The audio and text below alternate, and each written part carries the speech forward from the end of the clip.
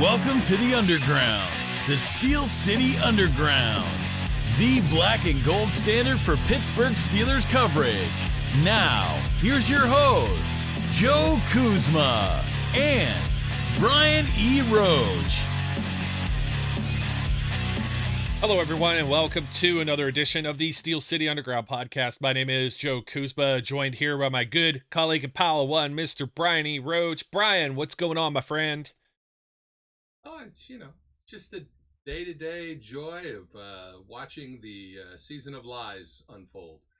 I love that everybody says this now. And they should have before, but I think it's more and more and more accepted by the media to be like, you know what? We're putting stuff out there.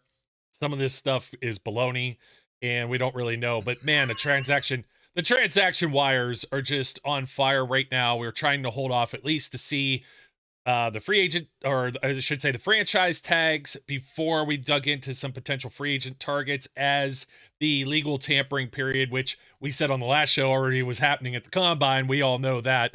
It's like you've got all 32 teams there, all the personnel, all these players, and it's like, oh yeah, and then Tom Brady bumped into Matt Stafford at a ski resort. Yeah, okay, whatever. But Accidentally. But Monday's supposed to be the actual day that this transpires. Wednesday, 1 week from now, 4 p.m. New York Eastern Time, is the official start of the new NFL League year. So they can start making some announcements. Some of them will come out like right away, I think noon on Monday. And, we're going to be sitting there like, hold for some news. So I don't know when we're actually going to be around next week. It might just be a bunch of reels next week, which we've been kind of devoid of because there's not a whole lot to discuss right now. There's some inklings about some Steelers players that might return. There's some inklings about those that will not. There's some free agents to look at. The only two guys tagged, the wide receiver market instantly goes into dumps, but then again, it's not like a free-for-all auction to the highest bidder for T. Higgins. Going back to the Bengals, $26 million right now. Boy, that team, they're going to have some work to do too. As we were saying, they had to get rid of Alex Kappa. He'll be a free agent. He's a right guard, a very good one, I would say. But the Joe Burrow effect of paying a quarterback top dollar, Jamar Chase's deal is going to be looming there too. Trey Hendrickson wants some more money. So within a division, if the Steelers don't screw this up, they might find themselves in better footing than we would think. Browns are sitting there looking at pick 2. They're looking at everyone from Abdul Carter to Shedeur Sanders, Cam Ward. They're looking at every Travis Hunter. They're on overturning every rock. We're sitting here with the Steelers, and one thing we know from the past, Kevin Colbert and even Omar Khan, is they like to double dip at some positions. So this probably isn't the year the Steelers spend a first-round pick on a quarterback, but they're certainly looking at some. They're going to have to sign somebody. If they draft someone, it's going to be developmental. But right out the gate, the biggest item, we don't want to dominate this whole show with quarterback talk again. You can go back to all these other ones about our feelings about Russell Wilson, about Justin Fields. You feel Wilson won't be back. I feel like, this is just the cat and mouse game that you play with the agents and the front offices. So Wilson could be back. If Fields is back, so be it. It's the devil, These are the best two options, regardless of how I feel about maybe Justin Fields' ceiling or Russell Wilson and his age or whatever. They're probably the two best options that the Steelers have right now, because when we look at this quarterback list, it's in some dire straits, man. And I don't know, the Vikings are talking about bringing Sam Darnold back, but they refuse to tag him. Sam Darnold, he's a beneficiary of an offensive-minded coach, Justin Jefferson, and all that entire offense and that system.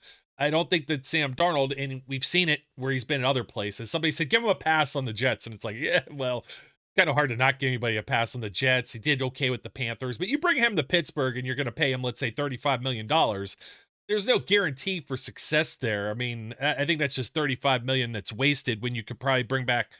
Fields is probably cheaper than that. Russ is probably in the ballpark of that. But when you're looking at $59.6 million, a potential cap room, that's what you got to work with there. So you go cheaper on the quarterback that you could win some games with. Either way, I don't know, but I do like the devil I know versus the devil I don't.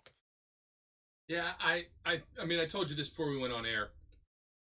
As each day goes by, I'm more and more convinced that option one is Justin Fields, and if any suitor out there, be it the Jets, be it some other quarterback needy team, decides to overpay for Justin Fields, that maybe Russell too, but only if, again, somebody like the Raiders doesn't grab Russell Wilson, or Russell Wilson doesn't say, I require $45 million a year to come back. I'm convinced that we either end up with Justin Fields next season or Daniel Jones. Yeah, Daniel Jones. Should have left my initial reaction to that for the show, because I think I spit my coffee out all over my desk, and then we were delayed in getting started. Dude, Daniel Jones, and it's crazy to me, but when I looked at those numbers, and his numbers are exactly like Justin Fields, exactly like a Kenny Pickett, I was actually kind of astonished that they were even that good.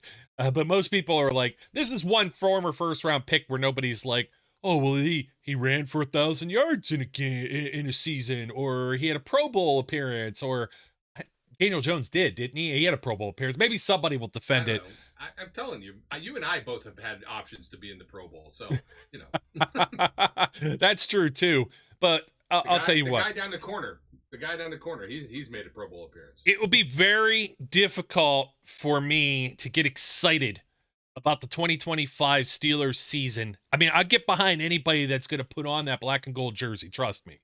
I will try and uncover some stones and find the silver linings. It's been difficult. You know what I did with Trubisky? You know what my opinions have been on Fields. Wilson, I was cautiously optimistic. The start of his tenure here, great. The end of it, not so good. And that's about where I sit with any of it. We know it's like, we'll keep saying it till the cows come home. The Steelers have to stink and have a top pick, and then hope that top pick pans out before they get out of the quarterback purgatory, because the guys that are available, I said Darnold, but here's some former first round picks: Zach Wilson, Trey Lance, Marcus Mariota making the rounds again, Drew Lock. Let's see, Joe Flacco's roaming around out there, Jameis Winston, another top overall pick. Him or Mariota were 1 and 2 the 1 year, like back in like 2015. Mac Jones. Remember when everybody wanted Jimmy Garoppolo? And then you've got guys like Case Keenum and Mason Rudolph and stuff like that too. Cooper Rush, Carson Wentz.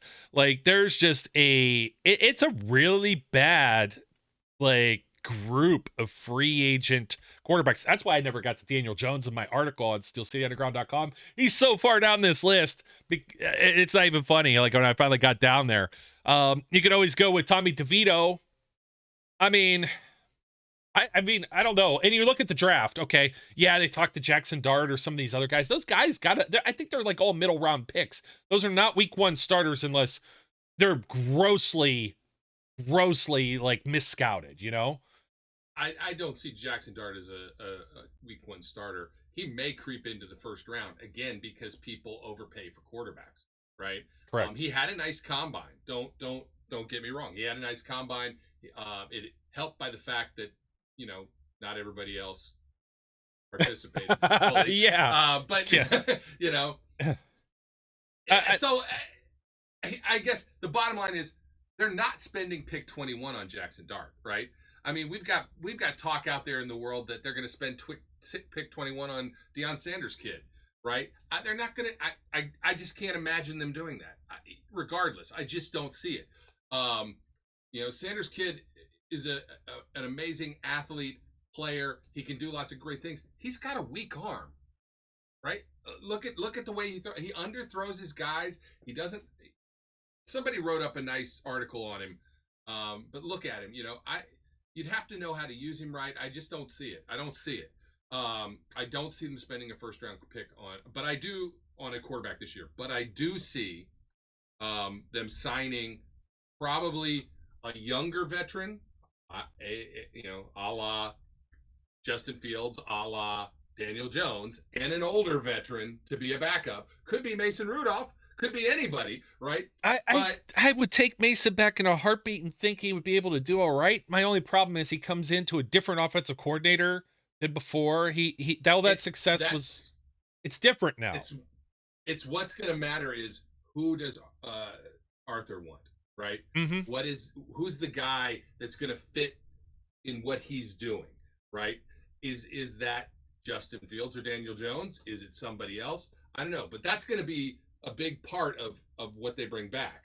And then I do think that they may draft a quarterback in the mid rounds to be their third string developmental kind of guy.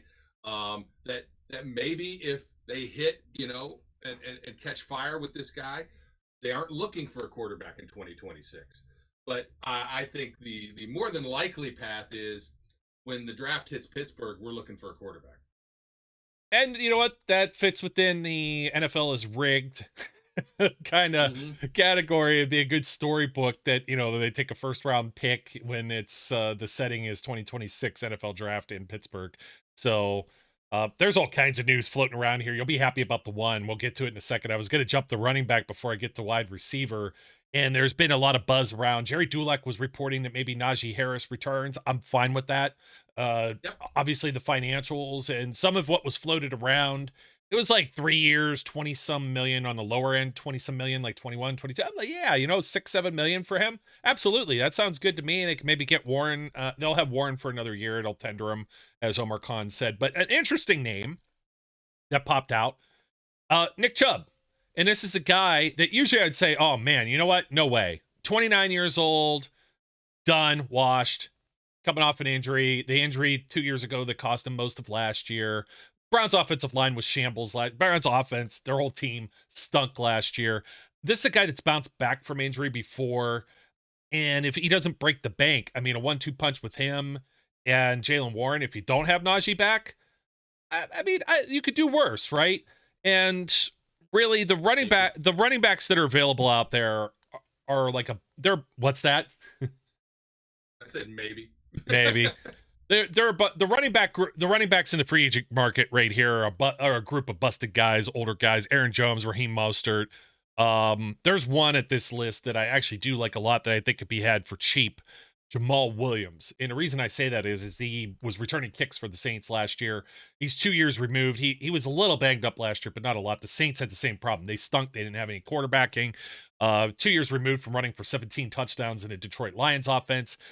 We're talking about a Steelers team that if this is their third option, you're going to have to replace Cordero Patterson, who had some snaps allotted to him as a third running back, as a guy who stepped in when Warren was banged up or Najee was banged up. Absolutely. You could throw him out there. He's 30 years old. That's about your, ceiling for a running back, but he can return kicks. So he's also a special teamer. And what did the Steelers suck at doing last year? 3rd and 1, 4th and 1. This is a guy that might be able to move some chains. So he's not a priority free agent for me, but if he's one that kind of creeps under the wire there, but some of the others, AJ Dillon, Javonte Williams is basically Najee light. Alexander Madison, Amir Abdullah, he's a kick returner, but he's not a guy that you really want back there. I'm surprised he's had as much longevity in the NFL as he has. J.K. Dobbins, Chase Edmonds is an interesting one, but all of these guys are like 29, 30 years old now. Rico Dowdle from the Cowboys, 27, Kareem Hunt, Cam Akers, Dante Foreman. It's a bunch of, you're going to hear this with the wide receiver group too. It's a bunch of after runs, a bunch of guys that have been around, bouncing around the league, but the Steelers don't have particularly if they have Harris coming back, they don't have a major need. And even if they don't, and they have Warren, then we're going to just kind of guess that they add some kind of veteran that's there for depth and they maybe draft somebody. So it's not cause for hitting the panic button. No, I think if they can get Najee back for a nice number that works and he's willing to take it, I think that's fine. I think somebody put out, again, there's a lot of analysis of the free agent list, and somebody did what I think is a fair analysis of Najee, right? Najee is not Derrick Henry. Najee is not Saquon Barkley. Najee's not fast, right? He's faster than I think sometimes we give him credit for, but he's not a breakaway guy. He's a power back. He's a plodding back. He's a durable back. Sometimes that's fine, right? And he's been running behind a suspect offensive line here his whole career. So, if they can bring him back and they can improve the offensive line play, maybe Najee has a very nice year and is adequate for what they need out of their running back, especially tagged with Jaylen Warren. The concern with Jaylen Warren now is that he's had, been bitten by the injury bug a little bit. I do think they'll draft a running back. I don't think they'll draft one high, but I do think they'll draft a running back. And potentially if there's value in, the 3rd, 4th rounds, which there could be because there's a pretty deep running back class. of this year. So, they might add a running back that way. And they might sign a free agent. I mean, they still got to have people and bodies in camp to compete, right? It's not going to be a given. They're going to see what they've got and go from there. Yeah. I'm not as worried about running back. Wide receiver, I think. No, not at all. I think everybody's looking at wide receiver. Wide receiver is like, other than quarterback. And quarterback, you're kind of in purgatory. There's not a whole lot you're going to improve on. You could just hope that even if it is like a Daniel Jones, Justin Fields, Russell Wilson, whatever, that you can at least like maintain the status quo like you did with a Kenny Pickett, Trubisky. You could win some games. You could still be a postseason team. But who are they throwing to? And that's the big thing. Devontae Adams getting released from the Jets. He's 33 years old. He's probably still going to be the what do you want to say, the crown jewel of the free agent market here. Those, like, the thing is, they're both going to be serviceable veterans. You're right. They're going to be the cream of the crop in what is a horrible free agent wide receiver market, and neither one of them is going to change your room dramatically. D-Hop, if we bring him in, are we overpaying for an aged veteran? Absolutely. Right? And you got one of those, right? You got Mike Williams last year. How much did he really contribute? He had one really great play and then sort of vanished off the face of the earth. I admit, maybe they didn't know what to do with him. Arthur Smith may or may not have figured out how to integrate him in the offense. Again, the problem is it's just not a good group of free agents. They absolutely will have to sign a veteran of some form to round out their room, because that's a pretty empty room right now, and it's not impressive. And you're right. Other than quarterback, it's the biggest concern that we've got. Yeah, and I still wonder what they do here with, you got two guys that are on expiring contracts. So you got George Pickens and Calvin Austin that are both entering the final year of their career. Omar Khan, maybe it was some lip service, but his interview was saying George wants to be a Steeler. Maybe they extend him. If they extend him, there's not going to be a whole bucket of money for another wide receiver, but you need somebody that's going to help George Pickens. And over the last 2 years, it's been Allen Robinson and it's been Mike Williams, neither of which moved the needle. But if you're thinking you're going to take a receiver with one of the top 50 picks, first or second round, maybe even make a move and move up. I know we keep talking about Emeka Egbuka, for example. He's not the only one, but beyond that, he's not. Whatever rookie they're not going to get on the field right away either. So you need somebody, like, I'm looking at this and it's like, oh, Tyler Lockett, he's 33 years old. And I'm like, I used to love Tyler Lockett. Trust me. DeAndre Hopkins is the same age. Devontae Adams is the same age. Maybe Adams has a little more in the tank. Chris Godwin, a guy that I think is fleeced the Tampa Bay Buccaneers for way too much money, like always hurt, never out there. At least that's a tag on him. Keenan Allen, also that same age. He's old. Stephon Diggs is 32. This is old. 30, 31. That's it for a lot of wide receivers. Now, Adams, I think he's more of a physical specimen. Maybe he has a little more, but let somebody else overpay him and make the Julio Jones mistake, or the mistakes that all these other teams make over the years in taking a higher dollar receiver. Maybe keep your own guy in the stable with George Pickens, although we all know that the George Pickens thing, there's a lot of attitude, this, that, and the other thing. Do you want to hitch your saddles to that guy long term? That's questionable. That is questionable. But you're not going to hitch your saddles long term to a lot of these guys. Robert Woods is another one that's out there. There's a Darius You're not Slayton. paying attention. Look I'm at me paying dancing. attention to you. What are you know dancing why I'm for? dancing? Why? Because DK Metcalf has requested a trade. Yes. And the Seahawks are exploring options. That's what you're talking about right there. That's the only way the Steelers really move the needle in terms of upgrading the wide receiver room. The other way is you sign a vet. My article, Brandon Cooks. Here's why.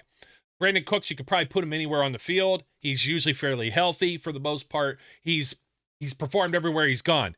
He is old, though. He's 32. But that means if you're going to draft somebody, guess who starts the season? Brandon Cooks. Guess who finishes the season? Probably the guy you drafted. And then Brandon Cooks is gone after a year. It's no big deal. And you still have Roman Wilson. Who knows what you're doing with him? Who knows what you're doing with Pickens or Austin? So it's not like the worst case scenario if you add a veteran guy who's been there and done that and could be a kind of a leadership mentor type role for a younger receiver. But all bets are off. If you could get DK Metcalf, Excuse me. I know Opens up how you change the draft. They get DK Metcalf in a trade. All of a sudden, you're looking at one of the top 3 defensive linemen in the first round instead of a wide receiver. You still are going to double dip. You're going to draft a wide receiver, but now it doesn't have to be the top priority. Yeah, and I know I haven't been talking too much about the Steelers' own free agents, but we've talked about that a little bit in the past episodes. Scotty Miller, Mike Williams, Van Jefferson, Ben Skoranek, all free agents. The only guy who has a prayer of probably coming back out of that group is Skoranek, and that's because it's of special Ben teams. Skoranek, Yeah, the guy we were making fun of, like, 4 weeks into the season. His name. Yeah, and Kabali out there with the Athletic, or formerly of the Athletic. I don't know what Kabali's doing these days. He's reporting for himself for Pat McAfee, but Steelers beat writer.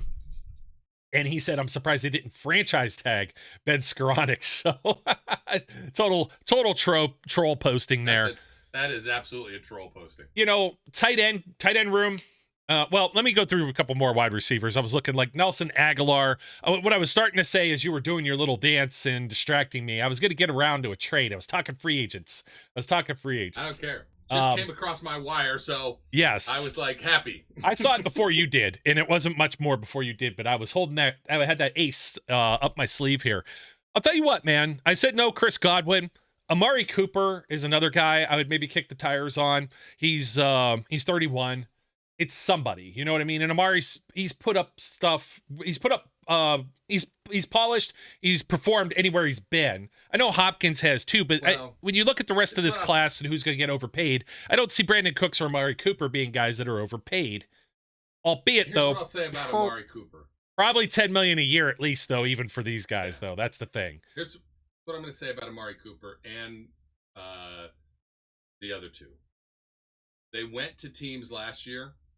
Amari Cooper went to Josh Allen. How well did he perform?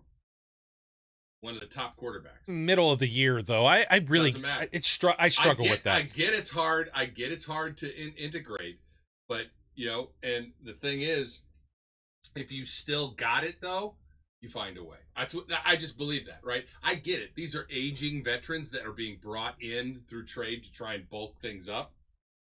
I know they don't have a rapport, but nobody was wandering around going, "Oh, Amari Cooper was open all the time. Josh didn't see him." That's all. I look at it and go, I think you get what they got, even with a full season, even with a full, preseason. I think you end up getting out of these guys what they showed they can contribute when they moved. Yeah, you're not wrong. Ain't a lot.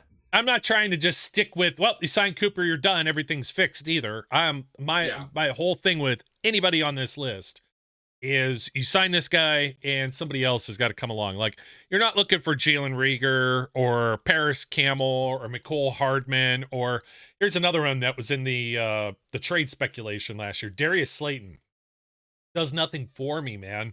Like, it needs to be somebody that's like, well, week one, we don't really know if like Keenan Allen still has it.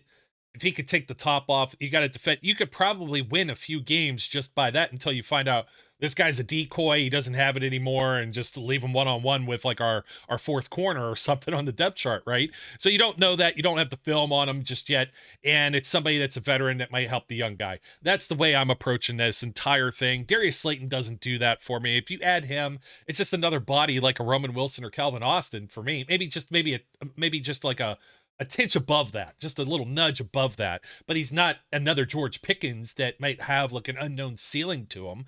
So that's where I'm at with this. I mean, free agency, a lot of times you're getting somebody else's trash and you're paying for it. It's the way it is. The tight end room, I don't have anything to change or add to this. I know Michael Pruitt's probably on his way out. He's like 34 years old. There's a few blocking tight ends. They add somebody great, whatever. I'm not going to waste our breath and our time, our valuable time on our program for this kind of stuff. We have other nonsense we could always talk about. So tight end room, I think, is pretty settled. You got Freiermuth and Darnell Washington under contract long term. Offensive line, I don't know what to think about offensive line because a lot of these players are at a premium, right? How settled are you? You're settled on two spots. Isaac Seumalo, he's your left guard. Zach Frazier's your center. Now, you may have some names penciled in. You might have a right guard, Mason McCormick, who finished the year for James Daniels, and you have two tackles. Broderick Jones, who's been playing on the right the entire time, was drafted to be a left tackle. Dan Moore Jr., Stay Levy, don't see any path for him coming back to Pittsburgh. And then Troy Fautanu, who Very played unlikely. one game last year, no penalties. I don't think he gave up any pressures or anything. He played well against what ended up being a good Broncos defense later in the season. I don't know if you could put the Broncos in that same category in week 2, but for a rookie, okay, is he going to be the right tackle of the future? Huge TBDs across the board there with the 3 I just mentioned, the younger guys that are, entering year 2 or year 3 in the league. Do the Steelers add somebody for depth? Absolutely. Then you look at the list and you're like, they're not going to hit like a major home run here. They're not going to be going after some of these older tackles or some of the guys that have bounced around the league. Like, you got some free agents that are impending here. And now I'm going over the cap.com right now. So if I miss any news between now and when this show drops, I apologize, but this is about as current as we got, right? So you're not looking at like Ronnie Stanley, Cam Robinson, Tyron Smith, DJ Humphries, who just returned with the Chiefs, or Morgan Moses, or even some of the younger guys who didn't necessarily pan out, like a Jedrick Wills, for example. Mekhi Becton, who had to change positions. It might be sought after because the Eagles just won a Super Bowl. People overpaid for those guys all the time. There's not a lot. There's like nothing on this list that stands out to me. I got like one guy, maybe as a reserve if somebody else doesn't try and overpay for him on a expiring rookie contract. Remember Dylan Radins from North Dakota State? We talked about him a lot a few years ago. Potentially, playing tackle, playing guard. He did play right guard all of last year, Mason McCormick's position. So that gives you somebody that at least started at that position, that's position flexible, and maybe could even play a swing tackle. He's like 6'6", 300-ish pounds or whatever. He's a 4-year veteran. If nobody's really knocking on his door, I might sniff around at him, but it's got to be somebody in that kind of category. Admittedly, I didn't look at all of this because there's a lot of usual suspects like a Robert Hainsey, who else is out on this? God, there's guys, David Quessenberry, guys like 35 years old, man. It's just some of the names have already been in Pittsburgh. What's his name that was with I just mentioned Hubbard, and then Kelvin Beachum is up again, ageless wonder that went to the Cardinals and had a very long career. There's not a whole lot you're going to do here. You're probably going to run it back with the younger guys unless you bring like James Daniels back, or is the other Herbig brother also free agent? I believe so. Let me look at the list here, but I believe he's on this list too. Sure yeah, Nate's also. So you got to bring back your own guys maybe just for depth. But James Daniels is going to be a starter somewhere. It's just a question of if he's still got it and what his health looks like. Yeah, it's a function of dollars and health with James Daniels, right? Does he pass their physical, and do they feel like he's going to contribute, and how much is he going to cost to do so? I don't know that he boosted his value during his time here. I don't think he hurt it. It just depends on how weak or strong, I guess. Weak is really more like it. The market is for interior offensive linemen. Those guys tackles tend to be the big premium guys, and guards fill in as you need. But if you can get a good one, hey, great, right? I might have been willing to give up the 4th round pick to the Chiefs or whatever to get their interior. Oh, Tooney, yeah, man, yeah. that was something with the Bears. So 4th round pick, and he's position flexible. He was playing out of position in the Super Bowl. They had him playing tackle because what else could they do? They had no bodies left. Yeah. So, but I think Dan Moore is probably gone. Unless he goes out and explores free agency and nobody's really interested, seems unlikely. Somebody's going to overpay for him. It's going to be the exact same thing that happened when Kelvin Beachum left, right? We liked Beach when he was here. He was undersized for a tackle, but he got the job done. But, somebody went out and paid him more than we could afford to pay him at that given time, and that was it. And I think that's much more likely with Dan Moore at this point. He's a guy that's got, 4 years of starting. Somebody will pay him. Mm-hmm. Somebody's going to pay him. So, yeah, you're looking at Broderick Jones and Troy Fautanu being your starting tackles next year. What that works out as, I don't know, but that's what you're looking at. So it'll either start to go well and they'll be building the line that they think they're building, or it'll be a disaster. Yeah, and that's what I'm saying. Like whoever they sign, there's not real real pathway unless it's another guard. Now, if they sign like an Alex Kappa, for example, just released from the Bengals, he's signing with the Steelers to be a starter. Mason McCormick, go back, you're a 4th round pick from a 1AA school, FCS school, go back and learn for another year, And I'm not necessarily saying that McCormick is washed or not good or whatever, but you have to be concerned, and you also have to be concerned if there's an injury. You don't have another Mason McCormick at this point. Maybe you do, maybe you have some targets in the draft. You're going to need another tackle somewhere. They're just, they're kind of fortunate that they still had Broderick Jones, and he had already played some at right tackle, even though it wasn't great. He still had some experience. They were able to throw him out there. Now, you moved up in a draft to get this guy, and he's a former 1st round pick. You're going to put him where you projected to play him originally 2 years ago. You're going to put him on the left, and you're going to try it. That's the plan. It has to be that way. And the same with Fatanu. So I'm more or less just looking for maybe some depth guys in case of injury, or somebody that might compete with McCormick for a starting spot. You bring in like a Radens, and all of a sudden you're like, hey, you know what? This guy, he's more serviceable.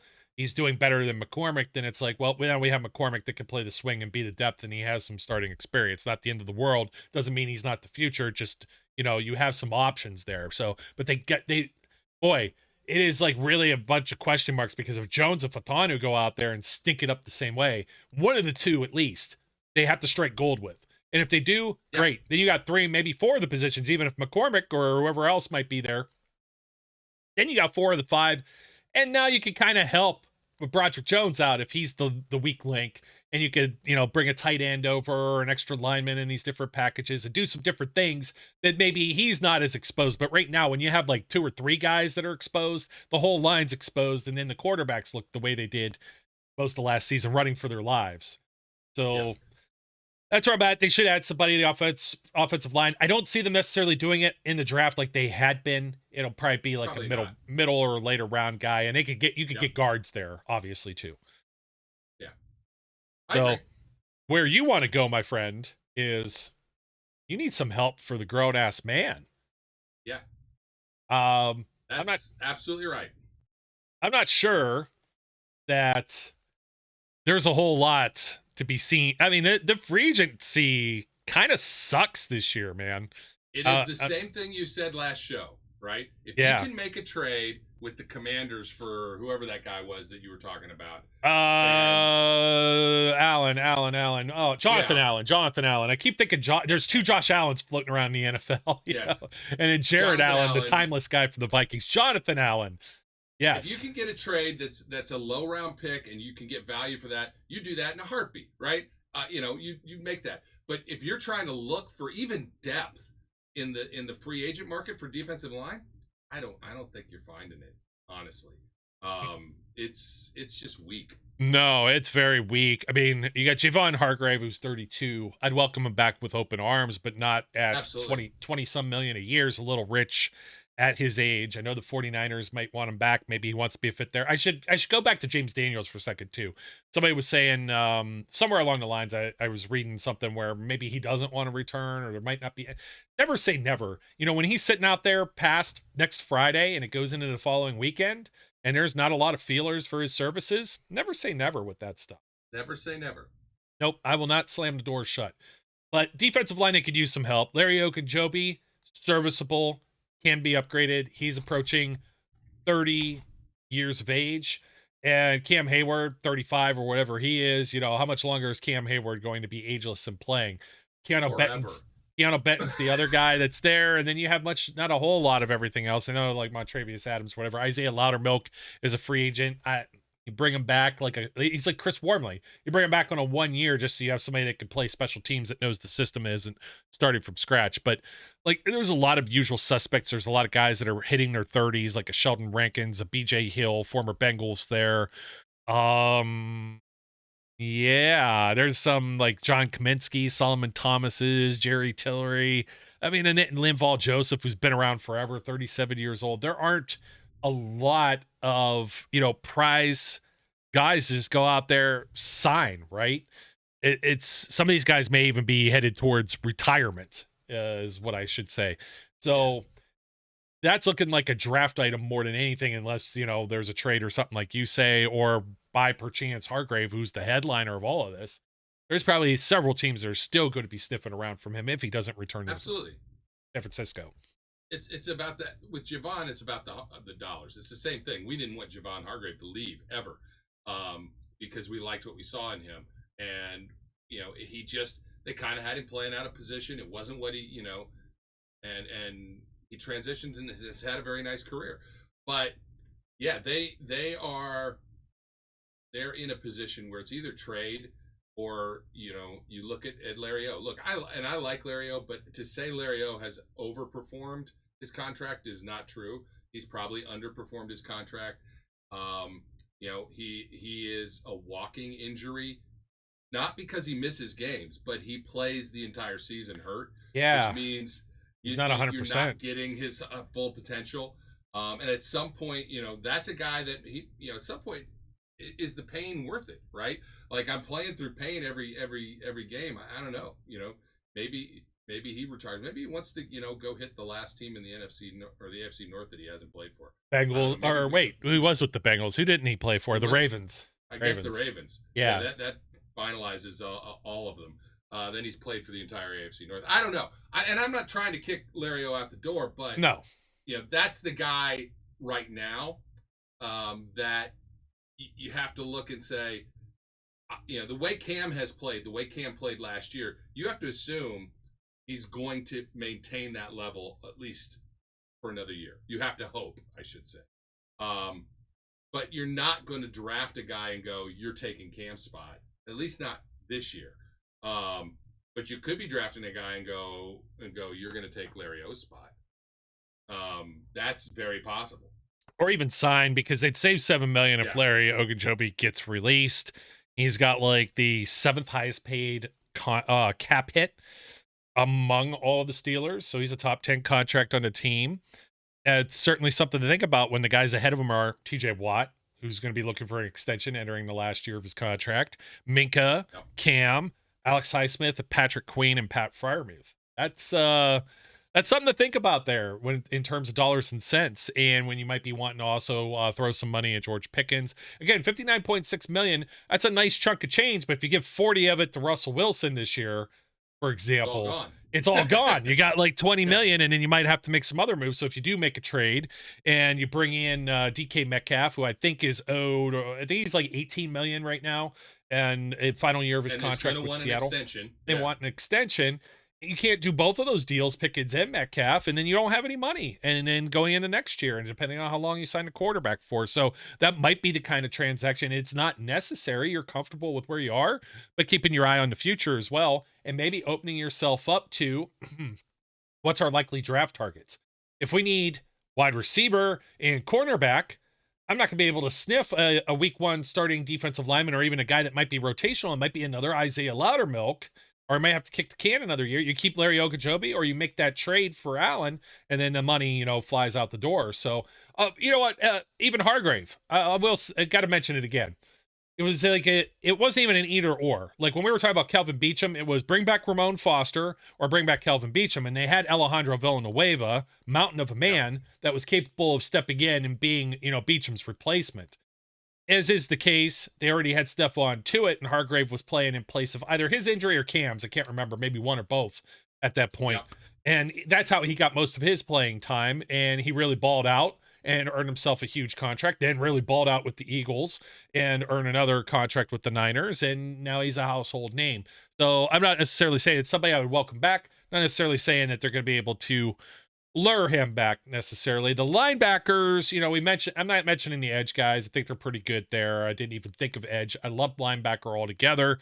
They're probably pretty decent here, depending on what they do with Cole Holcomb, who's under contract for one more season, and a Landon Roberts, who will be an impending free agent. Tyler Matakevich, special teams guy, is an impending free agent. Maybe they bring him back just to play special teams, but he doesn't really play any depth roles. I think Mark Robinson's still hanging around for one more year there. They have him for the same. So it's really a question of, you're 3 deep. You can never be deep enough with this inside linebacker group, it seems, every year. So you have Peyton Wilson. Work that way. You have Patrick Queen. Will Cole Holcomb play a backup role, or will he want to seek something else out? Or do the Steelers feel, is he healthy enough? He got the practice around playoff time.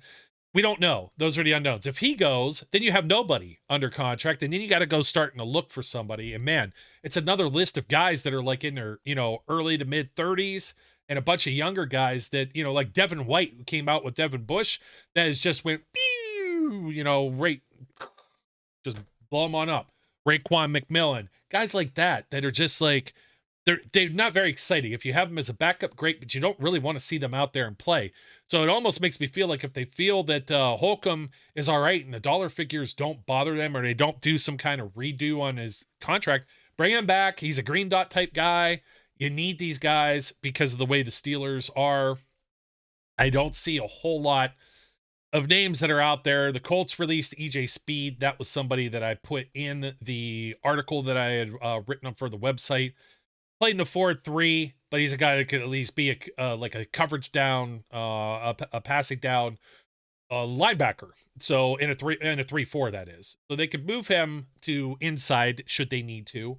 And there's a couple other guys that are like that, but man, I'll tell you, the list is pretty thin, especially for a position that I think that they're mostly settled at. They'll never have enough linebackers. The Steelers run on linebackers. It's like wanting to run on Duncan, right? Yeah.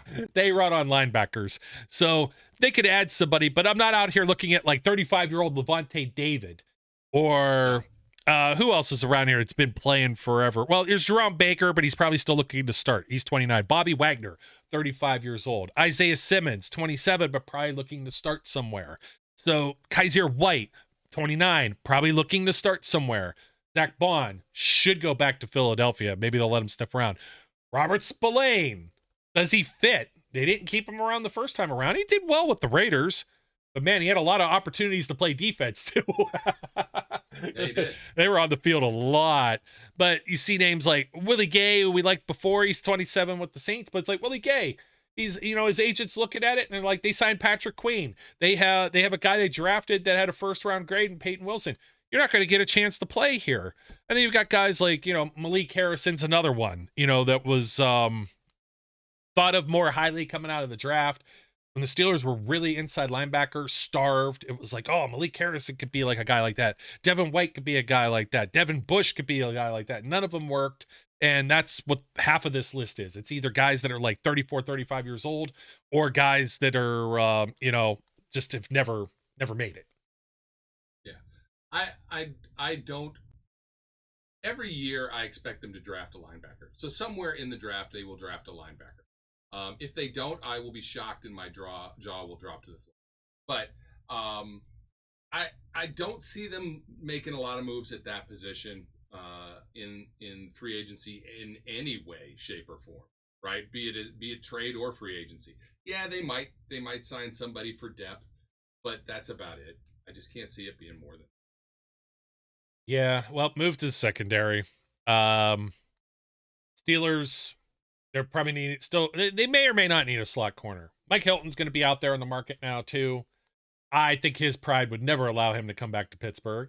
And I'm not necessarily sure I'd want to pay him either. So they might find somebody else. But on the other side, they really desperately need somebody to replace Dante Jackson. I don't know if it'll be Jackson coming back himself. If I'm Omar Khan, you might just dip your toe in the big pool and get out of the kiddie pool. Stop playing around with the middling defined corner twos. Go get Charvarius Ward from the Niners. I know he's 29. Give him a decent contract to finish his career. The backside of it, maybe several good years with the Steelers opposite Joey Porter would be amazing. There's a few other names that are floating around there, like a Carlton Davis from the Lions, DJ Reed from the Jets. You've got some older players, Jonathan Jones from the Patriots. It's like, I don't want another older guy. I don't need another Patrick Peterson. I don't want to see Darius Slay. There's just something in my gut, dude, that is just like Mike Tomlin's out there like, Darius Slay, like Homer looking at donuts. Well, yeah, but Slay's been very clear, at least around here. He's either going to play for the Eagles or Detroit. He only wants to play one more. Yeah. He wants one more for year 34.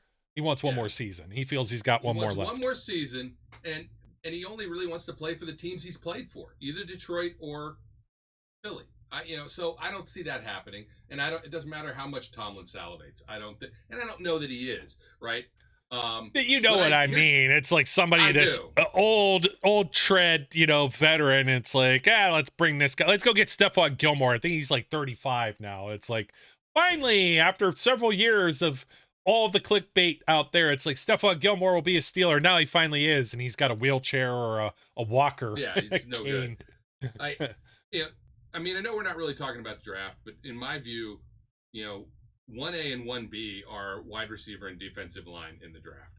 Like, those are the top two positions. And depending on what you can do in trade and in free agency, will determine which one is 1A and which one is 1B, right? My view right now is that's the top pick.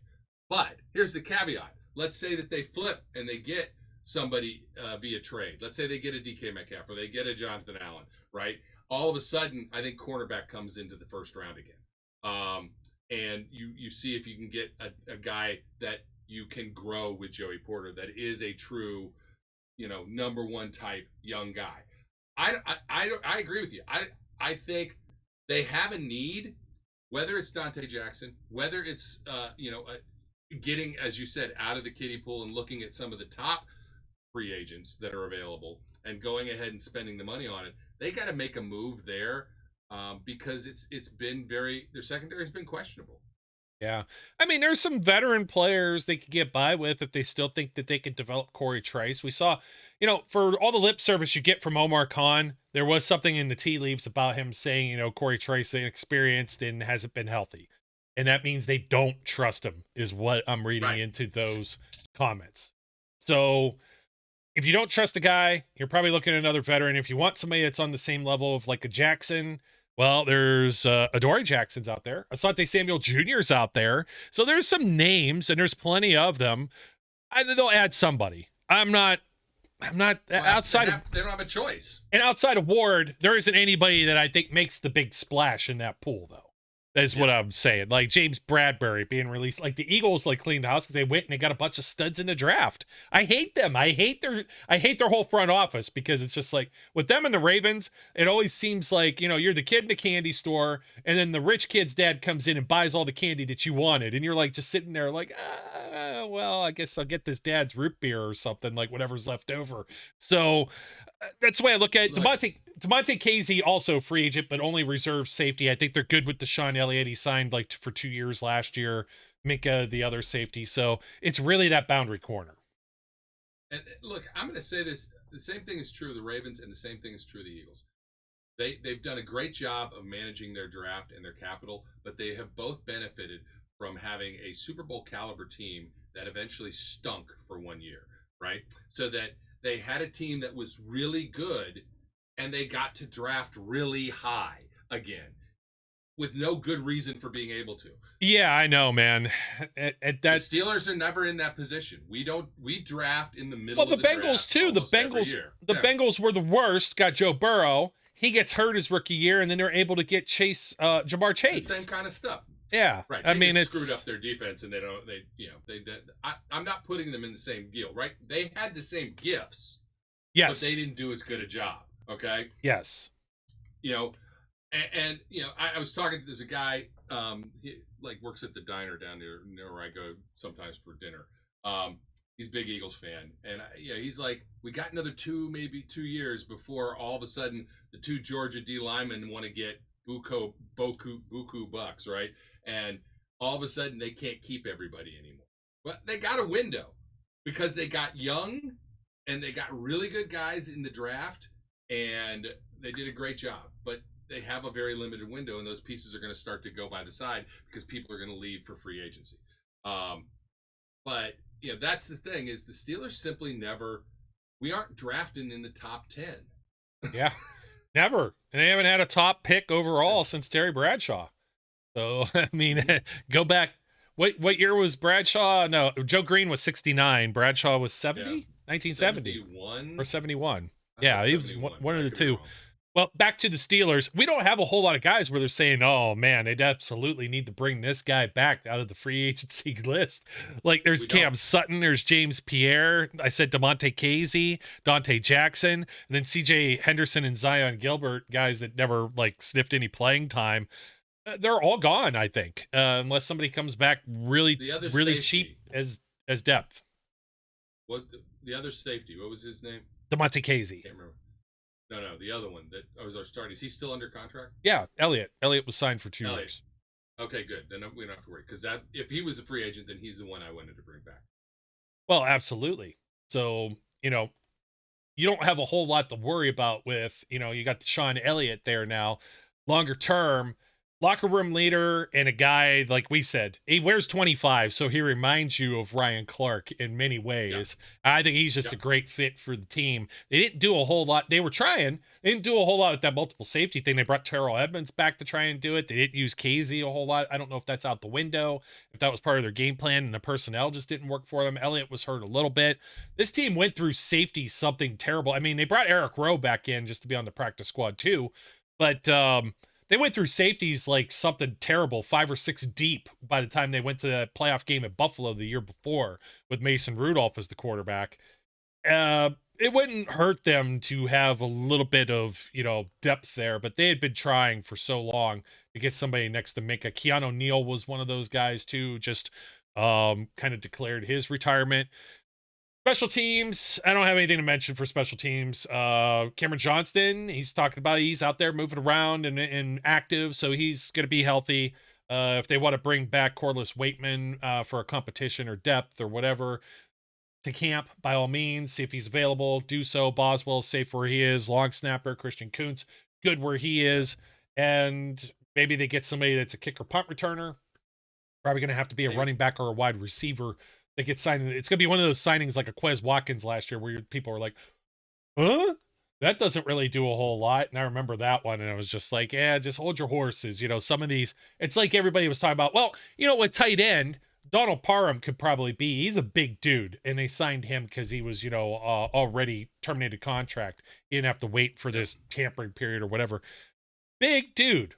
He's fine for a tight end 3. He's caught some touchdowns and some passes in the NFL. He's going to be out there and tasked with just being a body to help them gain those, 3rd or 4th and 1 or inches or whatever, tush push, whatever that might be. So, but just really telling that the Steelers don't have a whole lot of guys to bring back themselves. They're pretty, the biggest ones at the quarterback position. And man, is that a big question mark? Depending on no matter what happens, if they still bring back Russell Wilson or Justin Fields, I'm probably still sitting there trying to justify why I want to get excited for this upcoming season. And most people are going to badmouth it one way or the other, or if it's not those two guys, then it's somebody else. And then they go and they grab somebody in the draft, and you know damn well, Brian, how it works. They're going to want that backup quarterback in as soon as the other guy has like a 3 and out to start that first preseason game or something. And it's going to be play this other guy. And it's going to be somebody, they do have Skylar Thompson that they signed during the offseason. It's going to be somebody like that, or Spencer Rattler, or one of these, like an Ian Book, or, name the number of guys that you fall in love with in the draft process. You're like, that could be that next Tom Brady. That's that late round, 6th or 7th round pick that, and you throw them out there and it's a disaster because quarterback is just the hardest position to find a guy to, hardest position in the NFL. So it's hard to find that guy. I'll dump a boatload of cheer on the upcoming season. Like people are going to want to you're going to want to get excited. There's not going to be a reason to be excited. I'm just telling you. Next year is at best, the very best case for next year is this year. All right. Your better case, in my mind, is we stink. We need to stink. I'm sorry. We need to stink for a year so that we can get one of those top picks. And that stinking might be get pumped up for this. Get pumped up for Daniel Jones. Somebody's gonna give him a shot. I don't want to crap all over him, but I'm quite content to crap all over him. If we sign him, I'm going to go, yeah, he stinks. He's not good. But I'm not buying a Daniel Jones jersey anytime soon. You could just wear your Landry Jones jersey and wander around and go, Hey, I'm in. And That's if he were to wear it's kind of crazy. Like I got some of the signed jerseys here off camera.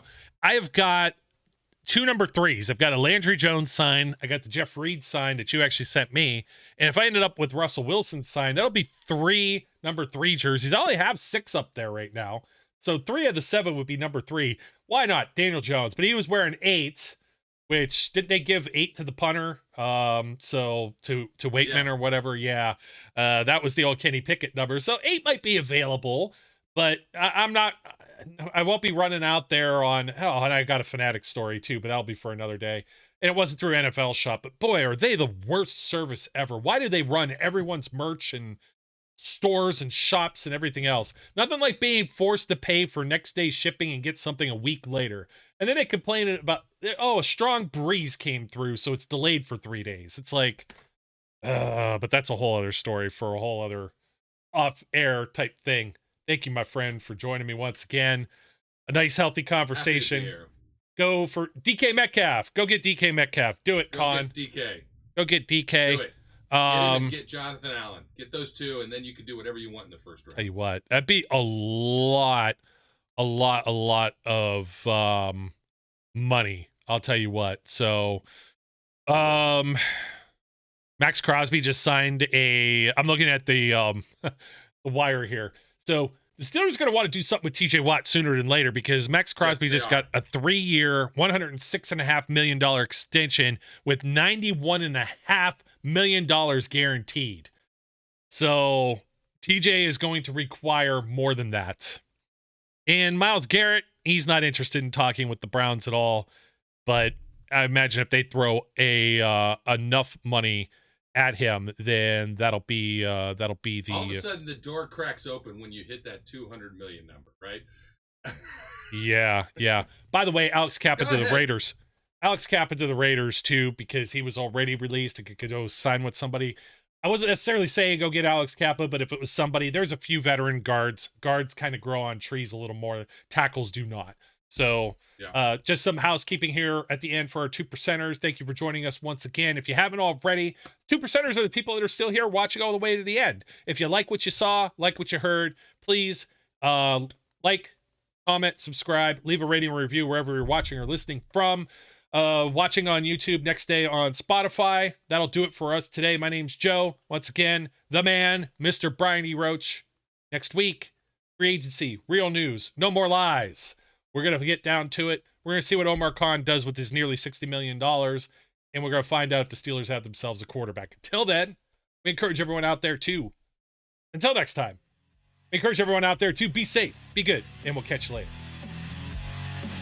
We would like to thank you for listening and remind our listeners to follow us on social media and our website, www.steelcityunderground.com.